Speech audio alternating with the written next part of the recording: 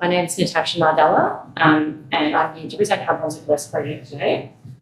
So I'd like to start by acknowledging the Wurundjeri people of the Kulin Nation, the traditional custodians of the land in which we live and work. We recognise their continuing connection to country, and we pay respect to elders past, present and emerging. So who are we? So NARDEL Architects was established in 2023 and is based in Melbourne. The primary focus of inner city operations and additions, we aim to create quiet spaces that invite codes. Millimetre precise design and a judicious approach to embellishment reveals a rhythmic, crashing beauty that comes alive in real forms, and it creates and interacts with emotive and sensory elements.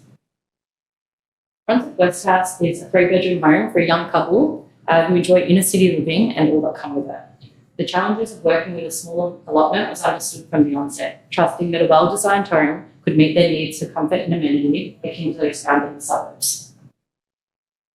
Located in Deck, Brunswick West, the project draws upon its surroundings, where the resulting architecture and interior design is a confluence of the site constraints and residential context. Here you can see the street frontage to the north of the property and a right-of-way to the south. On a site of just 175 square metres and less than 5 metres wide, we had our work cut out for us. Design work commenced in 2021 and then it spent approximately 8 months with Maryburg Council and then construction was completed in April 2023, roughly 24 months after sketching the done. So the existing dwelling is what could only be described as a dilapidated, narrow, single-storey Victorian terrace. The existing home consisted of 2 bedrooms off the hallway to the front cottage with a dining, living and kitchen space to the rear. These images demonstrate just how far along homes. Made this to yeah, exactly. So reworking the original floor plan, the street-facing master bedroom flows into the dressing room and ensuite with every possible millimetre sought after and hard won. With the support of planning and heritage consultants, we maximise space between tight boundaries and achieved over high ceilings. As a result, we get what feels like quite a large open living, dining and kitchen space. For example, the island bench is in excess of 3.6 metres long, so it does feel quite generous given the site constraints.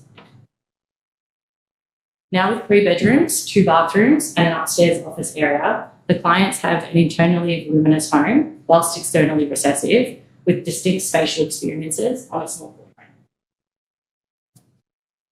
Characterised by logical volumes, maximal space and light, minimal fuss. Raw materials mingle with polished textures, subtle motifs and apparently simple detailing. Individual site characteristics, heritage and existing features are honoured in fresh form, ensuring the gentle enveloping presence makes it a home. Its heritage listed facade was partially intact, so to honour the original design, we reinstated period details such as the fretwork, the roof, the timber window and the front door. And we chose a neutral roughcast render and galvanised elements to harmonise with the same era streetscape. Yet stand distinctly. Internally, period features were selected sparingly for the front rooms and the hallway to continue the decorative dialogue and begin a series of spatial transitions. Cornices and a corbel arch give way to a minimal rectilinear ground floor extension and its setback second storey. The concept comprises of 3 pillars: contextual legibility, resilience and longevity, and human connection to nature. While simplicity is the foremost theme, aesthetically and practically, a deeper narrative resides in the building. The idea is to preserve contrast in a juxtaposing marriage of a contemporary form to a restored characterful building. The neighbourhood vernacular and the heritage can be read in multi-layered ways, with every hope that it will last with relevance another 100 odd years. The Daly Street precinct, an area of historical and architectural significance for the Victorian period, is where Hoffman Brickworks was productive for nearly a century, so the opportunity to pay homage to this was irresistible. Bricks were chosen as a primary material for both durability and the opportunity to play aesthetically with what would otherwise be often mundane material. We worked with 2 brick specialists and a wonderfully amenable bricklayer, and the rear elevation's curved brickwork and arched fireplace achieved thanks to a surveyor determined to solve for design, quietly acknowledge the law of relief wall arches of the heritage party wall. Another celebration of the many tactile expressions of brick is the hit and miss brickwork at the top of the staircase inside. It's where a door window provides much appreciated cross ventilation for upstairs living. We capitalised on the city views offered from the upstairs bedroom, achievable through incorporating a deep shelf to the window, which allowed us to decrease the height of the obscured glazing. It not only provided unobstructed views, but it also ensured that the privacy of the neighbouring properties was carefully maintained. The brief demanded abundant natural light for a quiet, airy space was integral to the client wanting connection to nature. Glazing and associated costs were prioritising the budget for invaluable outcomes. For example, floor-to-ceiling glazing with sleek frames were used for the courtyard and the backyard to let in as much light as possible from both the east and the south.